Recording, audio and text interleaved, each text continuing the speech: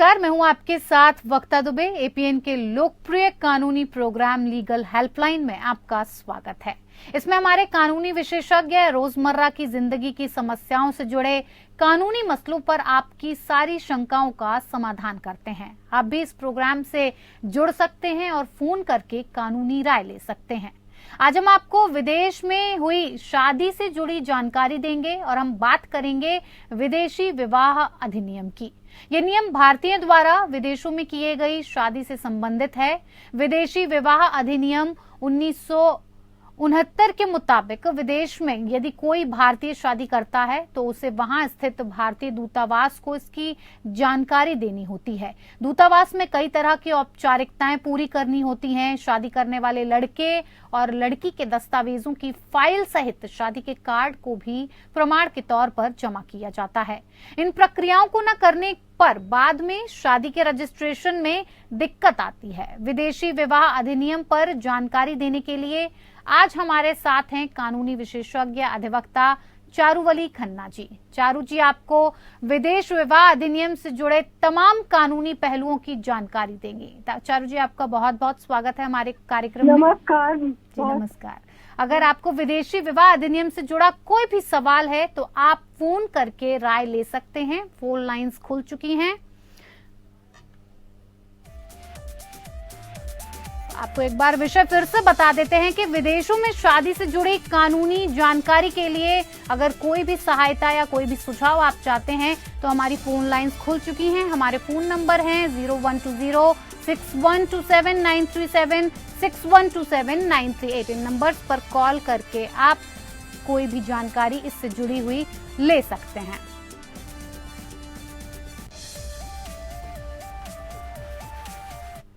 तो चलिए अब प्रोग्राम की शुरुआत करते हैं। और इस प्रोग्राम की शुरुआत करने से पहले सबसे पहले मैं चारू जी आपसे ये जानना चाहूंगी शुरुआत करते करते कि फॉरेन मैरिज एक्ट का मकसद क्या है और इसका मुख्य प्रावधान क्या है।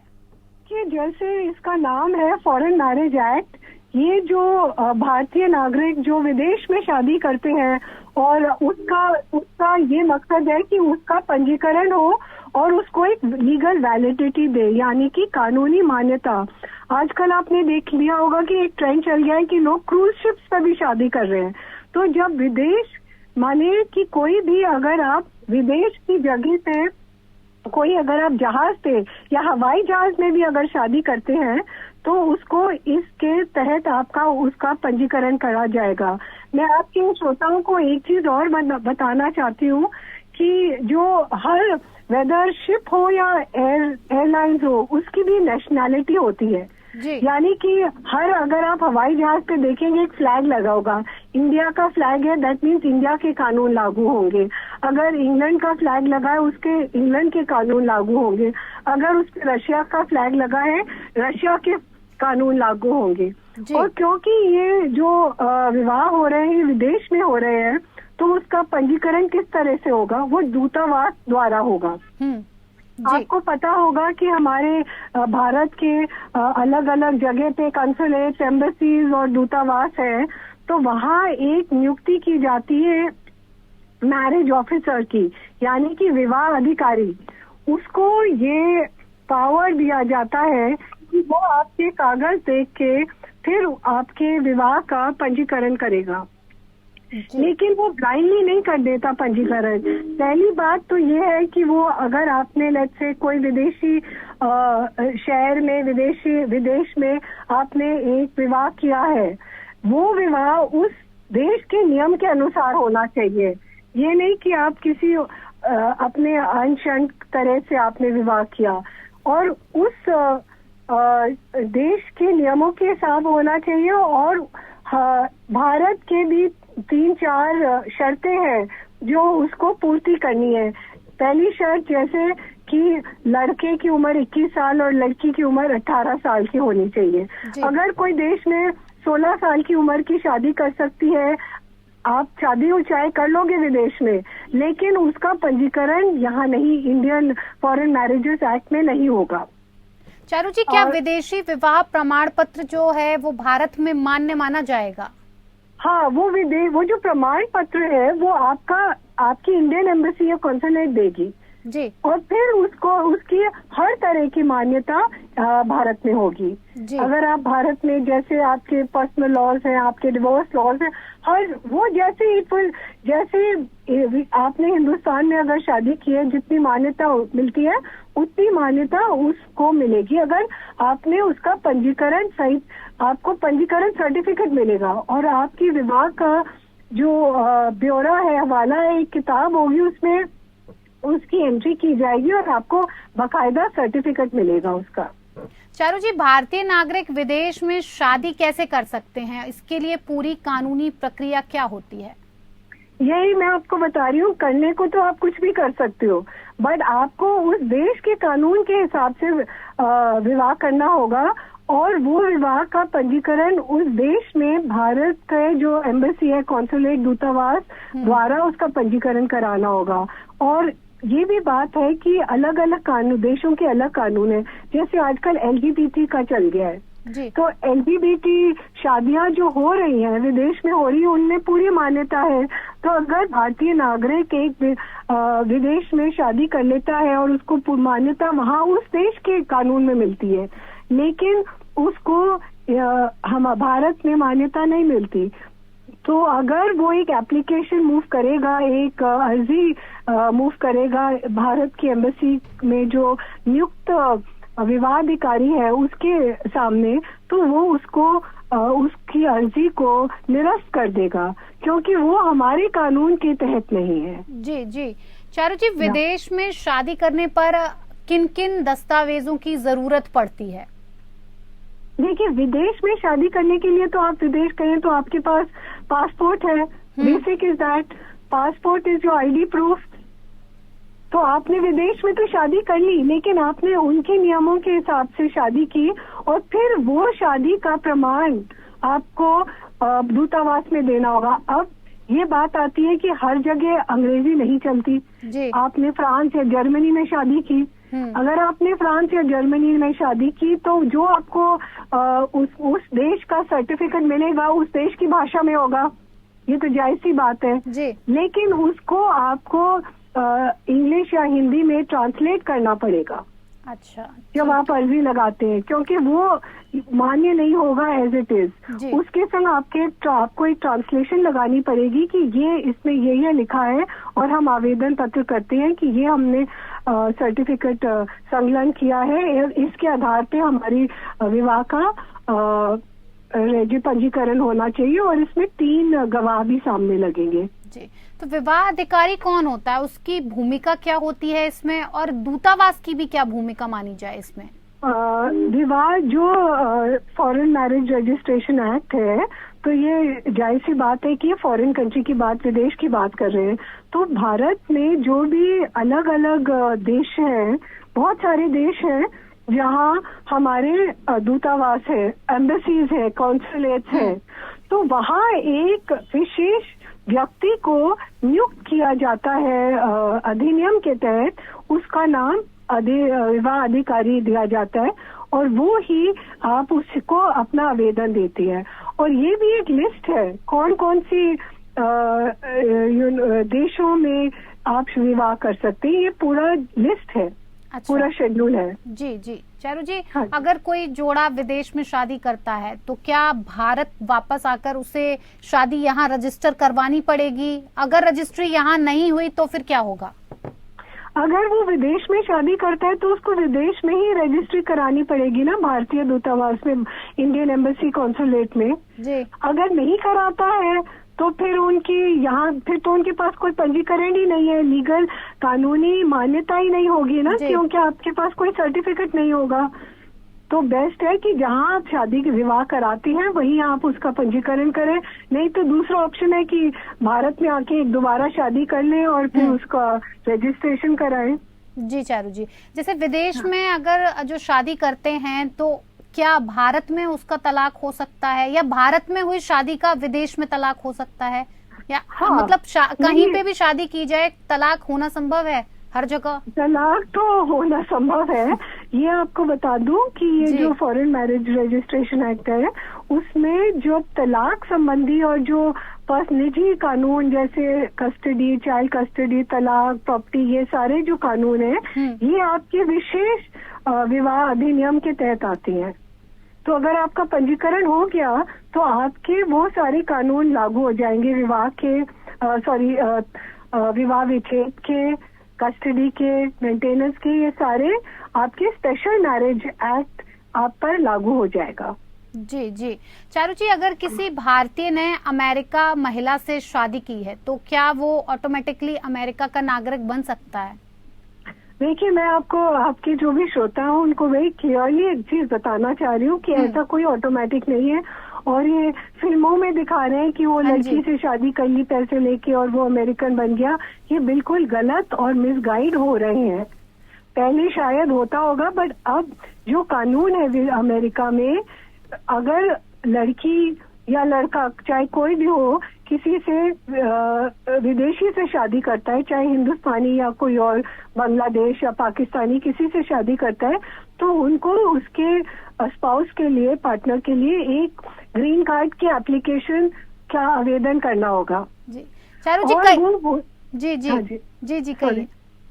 नहीं, और वो ग्रीन कार्ड की एप्लीकेशन का एक काफी स्ट्रिंजेंट रूल्स है, काफी उसके नियम है, और उसकी एक मिनिमम सैलरी होनी चाहिए जी। यानी कि अगर एक लड़के ने एक लड़की जो एक बहुत कॉलेज गोइंग लड़की है उससे शादी कर ली कि मेरे को यहाँ अमेरिकन सिटीजनशिप मिल जाएगी, उसको नहीं मिलेगी जी, क्योंकि उस लड़की की एक या लड़के की एक न्यूनतम आय होनी चाहिए स्पॉन्सरशिप के लिए जी।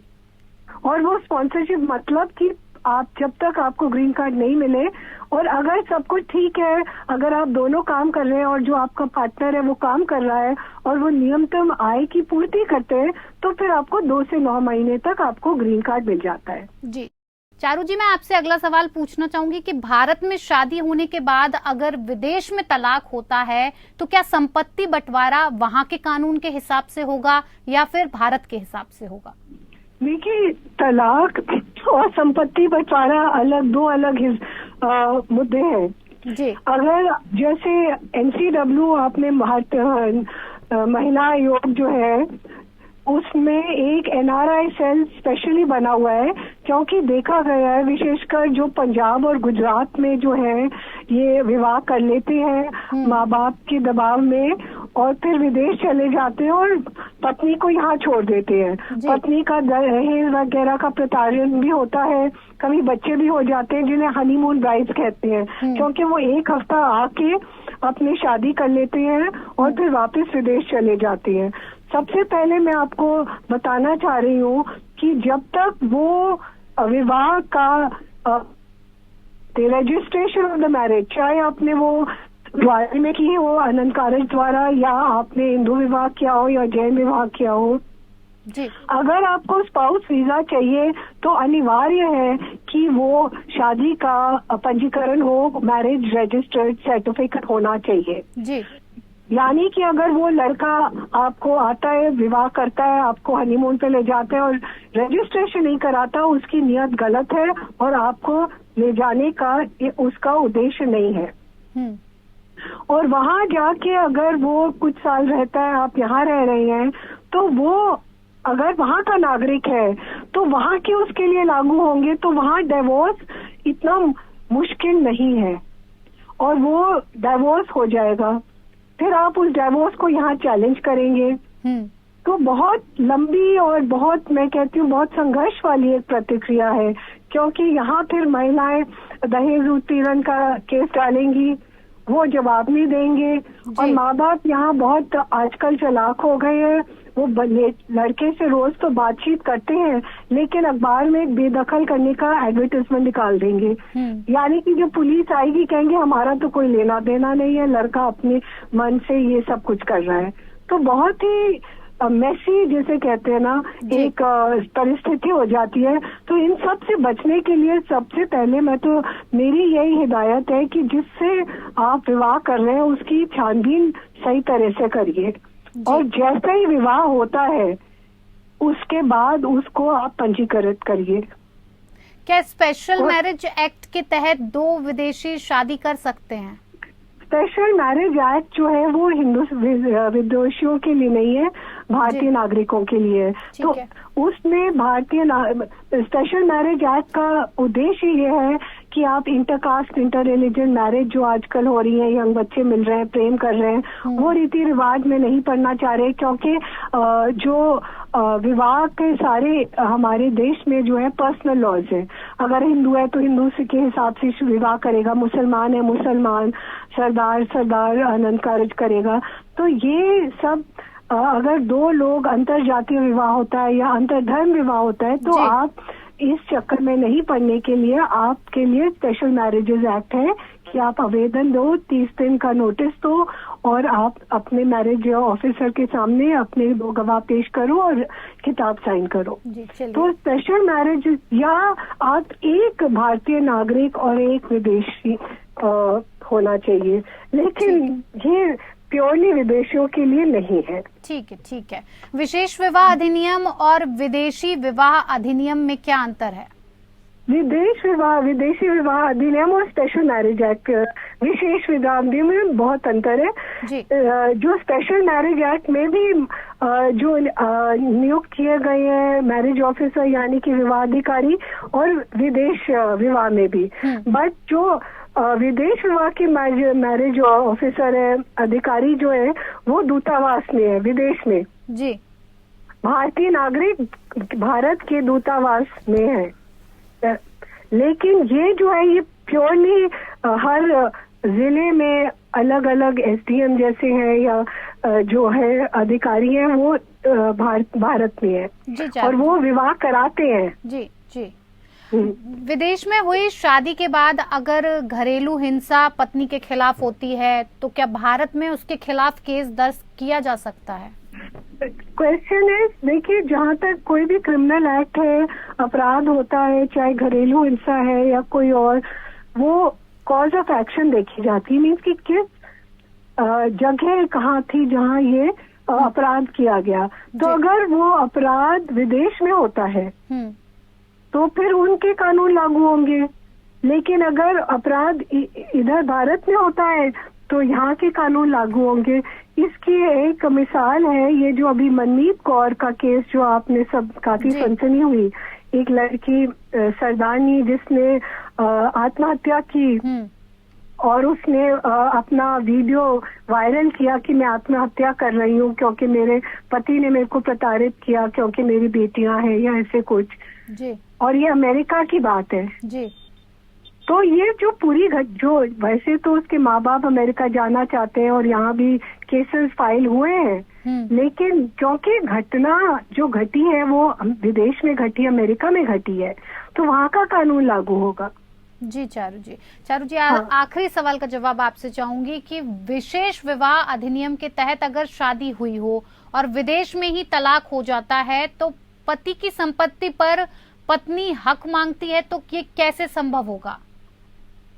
बहुत मुश्किल है उसको हक मांगना, बट अगर वो विदेश में अगर एक तरफा तलाक है, एक तरफा अगर तलाक हो जाता है तो फिर उसको उसके विरुद्ध एक यहाँ केस फाइल करना पड़ेगा कि ये तलाक को मान्यता न मिले और मुझे उसकी संपत्ति में एक हिस्सा मिले जी। बट एक बहुत संघर्ष की बात है, बट संघर्ष करना पड़ेगा जी। बिल्कुल चारू जी, बहुत बहुत धन्यवाद इतनी तमाम जानकारी के लिए और हमारे साथ इस कार्यक्रम में जुड़ने के लिए। तो लीगल हेल्पलाइन में फिलहाल के लिए इतना ही, मुझे दीजिए इजाजत, नमस्कार।